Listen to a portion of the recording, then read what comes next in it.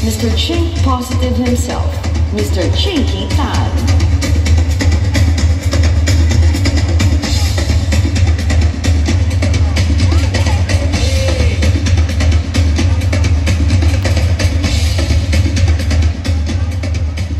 Okay, good morning, good afternoon, or good evening. Good afternoon po sa inyong lahat. Good afternoon din sa aking sarili kung ayaw niyo akong usapin. Sanay na ako sa lockdown. Again, good afternoon po sa inyo lahat. Mabuhay mga riders! Sino mga riders dito? Taas ang mga kamay. Sino naman ang mga drivers dito? Mabuhay mga drivers. Sino naman sa inyo mga Grab, drive, bike? May Grab bike din? Sino sa inyo mga nag-Grab bike? Pakitaas ang mga kamay. Okay. Maayong hapon sa inyong tanan. Sino sa inyo mga Bisaya din? Taas ang kamot. Uy, daghan talaga mga Bisaya. Thank you kayo. Okay. First, I'd just like to thank you for inviting me over lahat dito sa Grab. Siyempre, malaki po ang bag ng Grab. Malaki pang tulong ng Grab po sa ating buhay. Yes or no? Yes! Now, my question to you, sino sa inyo dito ang gustong umunlad, umasenso at yumaman? Taas ang mga kamay. Taas ang kanang kamay, tapikin natin na sa kanan, sabihin mo, payaman ka na, payaman ka na. Taas ang kaliwa, kaliwa naman, kaliwa. Tapikin na sa kaliwa, sabihin mo, pautang naman, pautang. Gusto nyo tong session na ito ay maging masaya at exciting, yes or no? Yes! So ito, bibilisan po natin bago tayo magpatuloy. Nais ko lang tanungin, sino po sa inyo ang mga sumusunod sa akin sa social media? Pagkataas sa mga kamay. FYI, only intelligent people follow me. So if you want to be more intelligent, please follow me. Ang pag-uusapan po natin, paano madagdagan ang ating kita? Okay, sino po sa atin dito gusto nyo madagdagan ang ating kita? Pagkataas sa mga kamay. Ito lang po, napakahalaga. Bago tayo mag-umpisa, ang request ko lang kung may mga cameras po kayo, take photo of the slides para makunan po natin ng picture. Okay, para di natin makalimutan. Alam nyo, sa hirap po talaga ng buhay ngayon, kailangan po madagdagan po ang ating kita. Do you agree? Yes or no? Yes! Kaya nga, ito yung unang prinsipyo sa pagdagdag ng kita. Number 1, never put your eggs in one. Anong ibig sabihin? Hindi dapat natin lagay lahat ng ating itlog sa isang basket. Bakit? Bakit? Pag nabutas yung basket, basag lahat ng itlog. Tama o mali? Ganun din po, when it comes to income, everybody say income. Yung kita, hindi lang pwedeng iisang source. Pag iisa lang ang source, delikado po. Naalala nyo pa nung nangyari noong March 2020? Parang nakalimutan nyo na. Di ba nung COVID? Tama mali. Ano nangyari? Di ba nagigets nyo? Since walang pasok ng income, ano nangyari? Di ba hirap ang buhay? Yes or no? So, kung nangyari yung COVID-1, may possibility ba mag-COVID-2? Yes or no? So kung di tayo naghanda pa, paano mayroon tayong may mali na? Tama o mali? So that's number 1. Pero very important, para hindi naman masira ang ating income. Pangalawa, kailangan natin maunawaan, never kill the goose that lays the golden egg. Ano ibig sabihin? Anong nagbibigay sa inyo ng main source of income ngayon? Ano yung nagbibigay? Yung Grab, tama mali? Kung gusto mo mag-sideline, dapat walang conflict sa ginagawa mo ngayon. Maliwanag? Kasi ang gusto mo, magdagdag, hindi magbawas. Kasi kung gagawa ka ng sideline, tapos kung pasisirain ka mo dito, wag na lang. Tama o mali? So ngayon, ito yung importante. Gusto nyo talaga magkaroon ng talagang magandang kita? Yes or no? Yeah. Kailangan maintindihan po natin itong tatlo. Kailangan meron kang munggo. Everyone say munggo. Munggo. Gulay. Gulay. Mangga. Munggo, gulay, mangga na income. Ano yung munggo? Ang munggo, pag nagtanim ka, ano mangyayari? After a few days, toge na. Ani ka na. Tama, mali. Ang mangga, ay ang gulay, pag nagtanim ka, ilang araw? 30 days. Di ba? Sa loob ng 30 days, after 30 days, bubunga na siya. Tama, mali. Yung mangga, mga ilang taon bago tumubo? 7 years. 7 taon. Pero ang maganda ng mangga, pag tumubo yan, ano mangyari? Tuloy-tuloy yan. Tama, mali. So ngayon, guys, my challenge to you, meron na ba kayong regular na income ngayon? Yes or no? May regular income kayo ngayon? Sa pag-grab, yes or no? Yan pwede natin sabihin na gulay na income nyo. Pero on top of that, on top of the gulay income na may regular ka, dapat maghanap ka ng munggo. Yung araw-araw na pwedeng kumita ka, nagigets nyo. At yung kinikita nyo, yan na pwede nyo panggastos araw-araw. Sa pagkain, sa pamamalengke, para yung kita nyo sa Grab buo. Tama, mali? Tapos, ano gagawin nyo sa income nyo sa Grab? Yan ang itatanim mo sa mangga. Alam mo, hindi ko makalimutan pag ako, sumasakay din naman ako ng Grab. Okay. Di ba, meron din ba kayong Grab na motorcycle or wala? Di ba? Nag-ano rin ako, minsan tinatanong ko Boss, pag sumasakay ako, unang tanong ko, full-time, part-time? Karamihan, part-time. Sabi ko, paano? Boss, SG talaga ako. SG, security guard. Paano schedule? Sabi niya, 8 to 5, SG ako. Pero bibiyahe ako ng alas 5 na umaga. Hahatid ko yung anak ko sa school. Tapos from 6 o'clock to 7:30, kukuha mo na ako ng pasahero para meron akong konting Pagkatapos yan, lalabas ako ng alas 5. From alas 5 hanggang alas 9 ng gabi, mag-ano na ako. Nagigets nyo? Kukuha ko ng pasahero. Tapos yung kinikita ko araw-araw, yan ang binibigay ko sa misis ko. Yung kinikita ko naman sa sweldo ko bilang isang SG, yan ang tinatanim namin para sa negosyo namin, para sa kinabukasan namin. Maniwanag ba? Yes or no? Maganda ba to? Yes or no? Pero ito yung tanong, next question. Ang next question, maganda ba talaga tong pinag-uusapan natin dito? Pwede ba tayong kumita? Okay, bibigyan ko po kayo ng 3 opportunity. Sino po sa inyo dito gusto nyo magkaroon ng dagdag income na walang puhunan? Walang puhunan. O, ito na.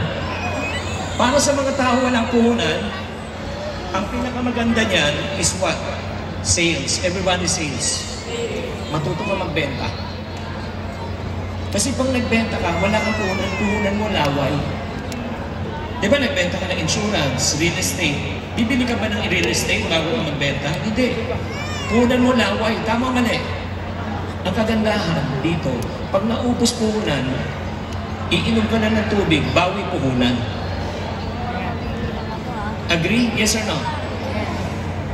Ako naman, ito lang po maybe some of you are asking, magaling ka na magturo hindi ka naman talaga nagbebenta Well, just to give you a perspective, ako po ay laking tondo. Sino sa inyo mga taga-tondo? Pagkataas sa mga kamay. Hindi po ako lumaki sa farm. O mukha lang ako lumaki sa farm. Pero nung lumaki ako tondo, naalala ko, grade 6 ako noon. Nung grade 6 ako, nalugi yung negosyo ng aking ama. Sa loob ng 3 taon, doon kami naghirap. At mahirap maging mahirap. Tama. Iba ang tingin sa'yo ng tao pag wala kang pera. Correct. Hindi nyo ba napapansin, pag wala kang pera, wala kang kaibigan, kamag-anak. Pero pag may pera ka, marami kang kaibigan at kamag-anak. Yes or no? Pag pumunta ako sa school, walang pera, walang baon, during recess time, pupunta ako ng comfort room, bubuksan ko na yung gripo. Yun na yung parang pagkain. At di ko makalimutan, sa loob ng 2.5 taon, iisa lang ang sapatos na suot-suot ko, na leather shoes. Yung Greg shoes. Hindi ko lang alam kung naalala niyo pa yung Ahmad Greg. Ang sabi ng magulang namin, ito ang pinakamatibay na sapatos sa balat ng lupa, kahit pasagasaan mo sa pison, hindi masisira. Pero pag 2.5 years mo, di pinagtatouch kaya, basketball, nauupod yung sapatos ko, yung swelas, nabubutas. Wala po akong pang-repair, nakakalungkot man sabihin. Alam mo gagawin ko? Alam niyo gagawin ko? Gugupit ako ng cardboard, lalagay ko sa loob ng swelas, yan ang magiging swelas ko. Pero nung bata ako malikot touch kaya, basket, pag-break ko, nalihis ang karton. Nasalat ko, nakaapak ako ng piso, nasalat ko kung tao o ibon, tao to tao. Nakakatawa yan pero nung panahon di nakakatawa. So to cut the long story short, nagbenta po ako. Unang binenta ko toilet paper. Nung nagbenta akong toilet paper, ito naranasan ko. Sino sa inyo ang sumubok na magbenta? Pakitaas sa mga kamay. Hindi nyo napapansin, yung mga taong ini-expect mo na susuporta sa iyo, hindi sila sumusuporta at bibili sa iyo. Yung mga taong hindi mo sukat akalain na susuporta, sila pang sumusuporta at bibili sa iyo. Tama. Tama mali. From toilet paper, I sold pants, I sold shoes, I sold shirts. So before I reached the age of 20 plus, 25 or 26, tinamaan ko yung first million ko. Saan? Paano? Pagbebenta. Ito, hindi ko makalimutan. Naalala niyo pa ba yung Hanes t-shirt? Hanes? Yeah. Puti yan di ba? Pero nung panahon namin may design, may ano. Ang puhunan doon, 25 sa Divisoria. Pero pag binibenta ko, 50. So wala akong puhunan. So pinipicturean ko, Kodak pa nga paano ko? Tapos mapakita ko sa flip chart sa kaibigan ko. Oh, order na kayo. Pili kayo. Magkano? 50 pesos. Pero pag pumili ka, magda-down payment ka 50%. Para sigurado na bibili. Baka bilhin ko, hindi nabili eh. Tama o mali? Eh magkano puhunan ko? 25. Magkano puhunan ko? 25. 25. Magkano din ang payment nila? 25. 25. Pag down payment, tatakbo na ako ng Divisoria. Nagigets mo? Yeah. Bibili ko, di-deliver ko na, sisingilin ko na yung benching ko. Kumita na ako, nagigets nyo? So guys, ito lang encouragement ko sa inyo. Ang unang gawin nyo, pwede kayo magbenta. Pangalawa, alam niyo ba yung mga affiliate right now sa TikTok? Pwede na kayo mag-promote ng mga produkto na nakikita. Bumibili na kayo sa TikTok? Yes or no? Oh, ba't ka lang bumibili? Dapat ikaw, pagbili mo, mag-a-affiliate ka, pwede ka mag-promote ng produkto. Nalagay mo lang yung yellow basket. Alam niyo yung mangyayari? Pag may nakita ng video mo at bumili sa yellow basket mo, sila mag-deliver, sila mag-ngolekta, pero ikaw may commission ka. Nagigets nyo? Sino na sa inyo ang nakabasa na ng libro ko, nagkasama ka ba? O ito, alam nyo ba may isang tunay na kwento to. Nagbebenta siya ng basahan sa driver ng jeep. Yung mga basahan, nag-affiliate sa akin ng libro. Alam nyo magkano kinita sa loob ng 3 buwan? Kumita siya ng 75,000 pesos. Anong ginawa lang niya? Nag-promote lang. So, pangalawa, guys, ang kagandahan kasi nito, pag nag-affiliate ka, gumawa ka ng video, di ba? Gumawa ka ng video about the product. Kahit tulog ka, may umorder, kikita ka. Nagigets nyo? Hello? Ito lang po ang problema. Ito lang guys pakinggan nyo ito mabuti. Ngayon, malakas pa kayo. Kaya nyo pa bang bumiyahe? Tama o mali? Ito tanong ko sa inyo. Paano kung nagkasakit ka? Paano kung wala ka ng biyahe? Kikita ka ba? Kaya kailangan mag-isip tayo na pamamaraan aside from ginagawa mo, kahit tumigil ka na sa kakatrabaho, may papasok pa rin kaya. Nasusundan nyo? Affiliate marketing is the best kasi wala kang puhunan dito, pero kailangan pag-aralan nyo. Okay? Are you still here? Yes or no? O next. Konting puhunan. Sino sa inyo may mga 500 o 1,000 puhunan dito? Pakitaas sa mga kamay. Sino mga wala? Sino po sa inyo, kahit anong tanong ko, ayaw nyo magtaas ng kamay? Nakakainis. Sumali naman kayo, nandito na rin kayo, di ba? Ito guys, sino sa inyo may mga motor? Mahilig sa motor? Alam mo pwede nyo gawin? Ay, hindi pala, sasakyan muna, sasakyan. Sino sa inyo nag-grab ng car? Alam mo, magbenta kayo ng snacks. Di ba sa sasakyan, nag-gets nyo? Yan hindi ko mag-gets eh. 30 minutes, 40 minutes, ang oras, ano ginagawa nyo? Wala. Di ba nag-gets nyo habang traffic, ma'am? Do you want coffee, tea, or me? Hindi nag-gets nyo. Dahil sayang eh.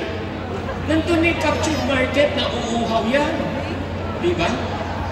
Sir, mukhang bebenta mo ba yan o pinanalunan mo yan? Nag-gets nyo ako?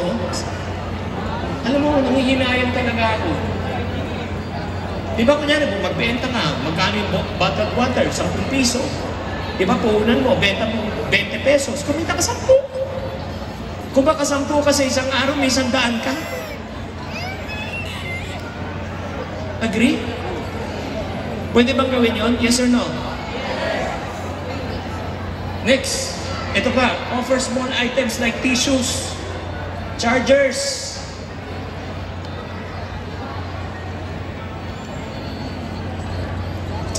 When I say hello, can you say hi? Hello? Hi. Sa TikTok, punta kayo. Sa TikTok, di ba? Umorder ka ng tissue. Kaka-order ko lang nga eh. Dumating na tissue sa akin siguro 40. Dalawang bundle. Ang binayad ko lang 380. 40 na, paksa. Yeah. So puhunan ko more or less 10 piso. 10. Kahit ibenta ko ng 20 yun eh. Nagigets nyo? Alam mo kung talagang mawalan lang talaga ako ng trabaho, makikita nyo ako sa kalsada. Hindi seryoso ako. Yes. Nagbebenta ako ng tissue. Yung 10, magiging 20. Kung makabenta ka ng 50 sa isang araw, kumita ka ng 500 extra. Sa palagay mo, kailangan ng tissue ng tao? Yes or no? Yes. At saka hindi tayo humihingi ng pera. Di ba nagigets nyo? Ito naman, para sa mga maraming puhunan. Sino sa inyo may maraming puhunan? Sino nangangarap na magkaroon ng maraming puhunan?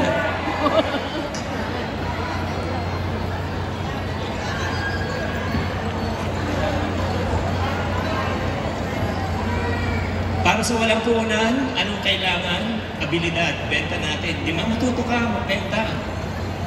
Konting puhunan, magbenta ka sa sasakyan. Di ba? Or if not, pag marami ka ng puhunan, ito na, start an online store for car accessories and motorcycle parts. Di ba? Ang kagandahan, alam nyo ba, sa pag-negosyo ng mga gano'n, hindi mo actually kailangan, alam mo ba lahat yan utang? May terms. Lalo na kung matagal ka na kumukuha sa mga pwesto, pwede ka makakuha ng terms. So in other words, bago ka pa magbayad, bayad ka na. Ito lang po lahat, everybody say lahat. Lahat ng negosyo na inumpisa ko, wala akong puhunan. Kunyari sa aklat, di ba, sa pagpiprint ng aklat. Alam niyo ba, naka-terms ako ng 60 to 90 days. So kakusapin ng printer, syempre may tiwala na sa akin yun, di ba? O sige, print ka, 60 days, after 60 days, babayaran kita. Pero bago pa mag-60 days, nakakabenta na pa ako. Yes or no? So yung pera na kukolekta ko, pag kinolekta ko, pag bago ng 60 days, bayad na yun. Nagigets nyo? Kaya please, kung gusto nyo talaga umasenso, kailangan magbago yung mindset natin. Ano mo problema natin kung bakit di tayo umaasenso? Gusto nyo malaman? Yes or no? Parati sinasabi natin, hindi ako makapag-umpisa dahil wala akong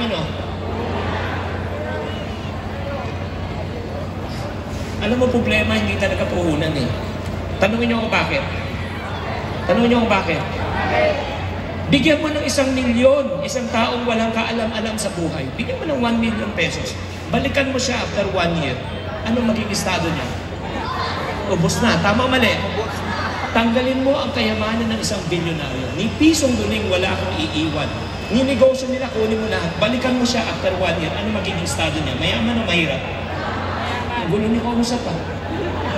Hindi yung isa binigyan mo ng 1 milyon, ubos. Yung isa, tinanggalan mo ng pera, pagbalik mo, nagkapera muli. Pagpapatunay, kahit ang dami mong pera, pag hindi mo alam kung anong gagawin sa pera, ubusan yung pera. Pero kahit ikaw, wala kang kaalam-alam, pero marunong ka, madiskarte ka, magkakapera ka muli.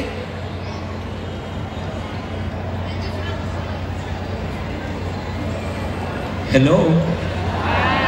Hindi nagigets nyo? And last but not the least, ito lang para sa mga taong walang puhunan, alam nyo gamitin nyo? Gamitin nyo yung oras nyo. Ang wala kayo, puhunan. Pero meron kayo oras. Tama mali? Gamitin natin yung oras para matuto ka ng panibagong skills. Kasi pag natuto ka ng panibagong skills, pwede mo ibenta yun. Tama mali? O dati, hindi ka marunong magmotor. Sino sa inyo hindi marunong magmotor dati? Ano pinanganak ka na? Marunong ka na magmotor?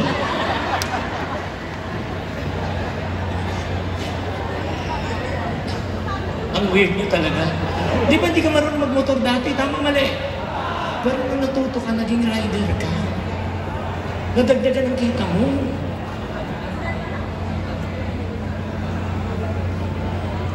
Alam mo, nakakainit kayo talaga ng ulo. Hindi kasi, ang problema kasi ito lang. Yung mga magulang natin dati, hindi natin pwedeng masisi. Kasi wala silang pagkakataon na matuto. Walang pang-aral. Pero sa panahon ngayon, parang awa nyo na. Sa panahon ng YouTube, Facebook, ang dami nyo na pwedeng matutunan ng mga bagay. Di ba? Kung gusto mo lang matuto magluto, sa YouTube, Ninong Ran. Di ba matututo ka na? Tapos magluto ka na sa bahay, tapos magbenta ka na ng kikita ka eh. Alam niyo ito lang Gusto niyo talaga umasenso ang inyong buhay? Yes or no? Gusto niyo umunlad ang inyong buhay? Kumanap ka ng pangit at ibigin mo tunay. Hindi kailangan madagdagan ang ating kaalaman. Ito lang, one last. How much time do I have? Wala nagta-time sa akin. Hanggang bukas ba to? Naniniwala ba kayo na mahirap gawin ang isang bagay kapag di mo alam? Yes or no? Mahirap mag-drive pag di mo alam. Mahirap mag-bike pag di mo alam. Mahirap mag-swimming pag di mo alam. Tama o mali? So ano sikreto? Ano sikreto? Pag natuto ka, madali na. Tama o mali? Nakakatakot lang sa umpisa dahil di mo alam. Pero pag natuto ka, madali na. Nakakatakot lang magnegosyo pag di mo alam. Pero pag natuto ka, madali na. Tama o mali? Kaya ano yung parang natin? Kasangkapan po natin. Ano pwede nating ibala? Pag tayo po ay walang kita, kailangan matuto. Tama.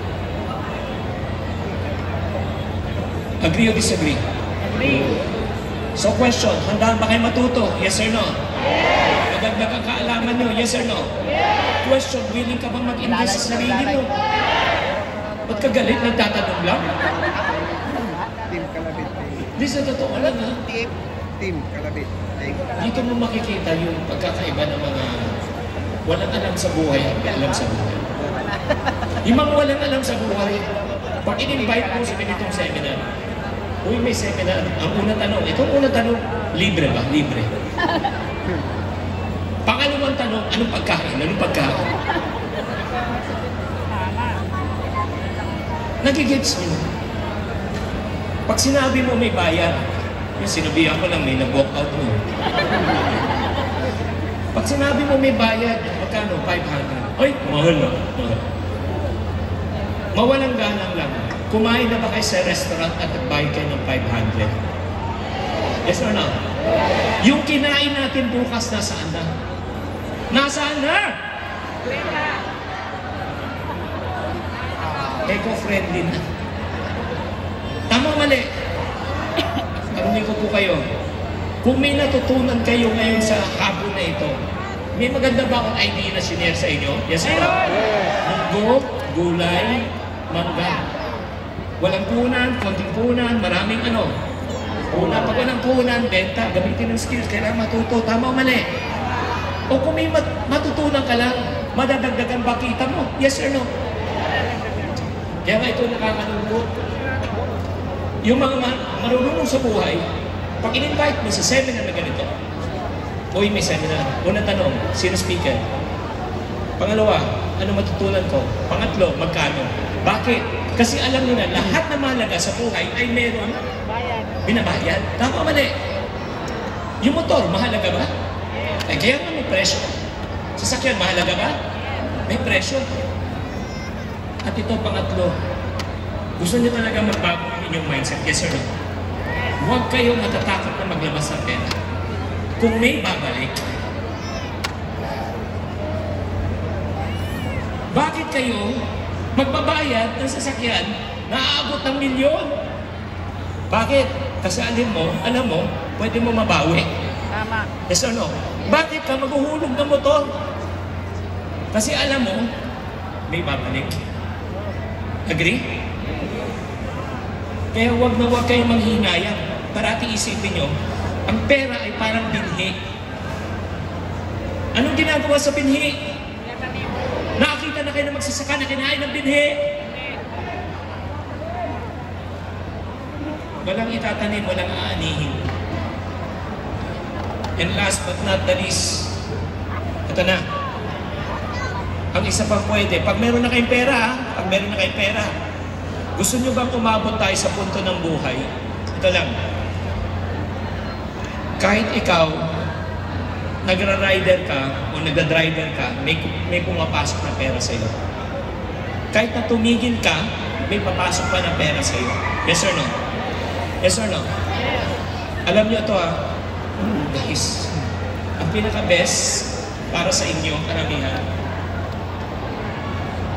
hanap kayo ng mga opportunity na franchising. Yung mura lang, nagigets nyo? Yung mura lang. Pero, may mga iba na sabi, naku, nakakatakot naman mamuhunan dyan, paano kung malugi? Gusto nyo maging successful, yes or no? Kailangan yung mindset natin negative o positive? Positive. Sino sa inyo? Sinasabi nyo positive kayo pagkataas sa mata mo? Sige nga, test na natin kung positive kayo. Test natin test. Sampulan nyo ako sagot nyo to. Tapusin nyo pag-uusap sa akin, ang Pasko ay parang ganun lang, natural yung sagot. Tingnan natin kung positive talaga tayo. Bago tayo sumakay ng aeroplano, ano parating nasa mindset natin? Paano kung bago tayo mag-exams, paano kung? Bago tayo mag-negosyo, paano kung? Di ba napaka-positive talaga natin lahat? Ano plano mo? Crash pay lugi. Pakakainis. Di ba sa totoo lang, di ba? Mas madali mag-isip ng negative kaysa positive. Tama mali? Mas madali maghanap ng problema kaysa maghanap ng solusyon. Mas madali magreklamo sa buhay kaysa magpasalamat sa buhay. Yes or no? Kaya huwag mo tayo magbulahan dito. Gusto nyo magwagi sa buhay? Yes or no? You have to change your way of thinking from negative to positive. You cannot live consistently to the way you think inconsistently. Kung iniisip mo, nega, huwag ka na sumubo. Nag-franchise ka, paano kung malugi? Unang ilang araw, walang benta. Oo nga, lugi na, sara na natin. Wala na. Tama mali. Lahat ng gagawin mo, may pagsubok. Mahirap lang yan sa umpisa.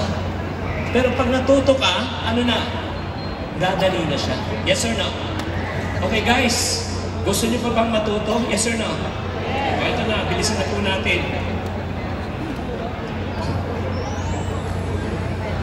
Sino sa inyo may mga anak dito? May mga anak kayo? Gusto niyo kumanda yung kinabukasan ng inyong anak? Yes or no? Pakiusap bilang mga magulang. Ito na yung last. Simula sa araw na ito, huwag niyong sasabihin sa mga anak na wala kayong pera. Naalala nyo, pag humingi ng pera yung mga, tayo sa mga magulang natin. Ay, pera. Walang pera. Hirap lang tayo. Magtipid ka. Ano, pera tumutubo sa lupa. Alam mo, pag sinasabi mo parati wala kang pera, alam mo mangyari? Magkakaroon talaga, mawawalan ka na talaga ng pera. At pangalawa, makinig, nagsinungaling ka. Tanungin niyo bakit? May piso ka ba sa bulsa o sa bahay? Meron. O may pera ka, kapos lang. Ang dapat tamang sagot, simula sa araw na ito, mga Grab, ha? Kung gusto niyo lang umasenso, ha? Nasa inyo yan.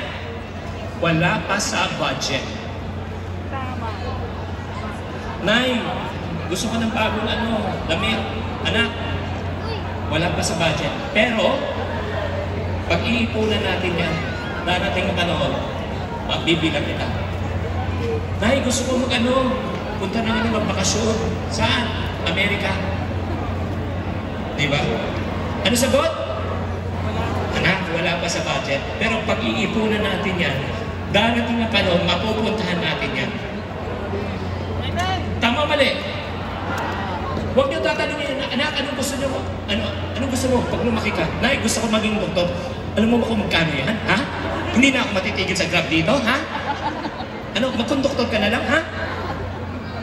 Di ba nagigets niyo? Ang dapat sagot ay wala pa sa pero pag-iipunan, darating ang panahon, magiging doktor ka. Agree? Yes or no? Nagbabago yan kung paano mo sinasagot.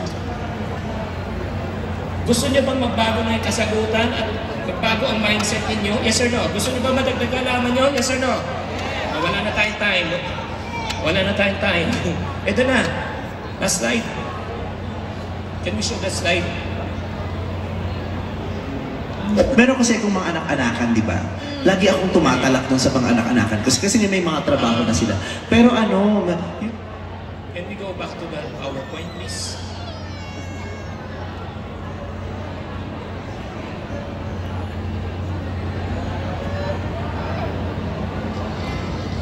Ito lang, guys. Sino sa inyo ang hindi pa nakabasa ng mga libro ko?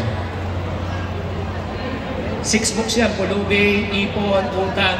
Ang isa dapat basahin nyo yung Diary of a Pulubi. Bakit ko kailangan basahin yan? Let's watch this.